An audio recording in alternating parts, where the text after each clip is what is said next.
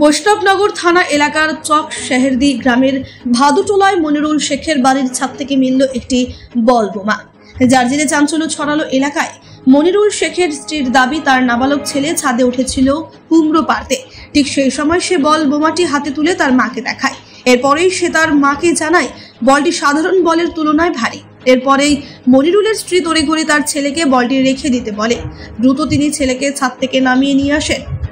এরপরে পুলিশে খবর দেওয়া হয়। ঘটনাস্থলে আসে বৈষ্ণবনগর থানার বিশাল পুলিশ বাহিনী। এরপরই ওই এলাকাটিকে ঘিরে ফেলা হয়। খবর দেওয়া হয় সিআইডির বম্ব ডিসপোজাল স্কোয়াডকে। তারা এসে বোমাটিকে নিষ্ক্রিয় করে।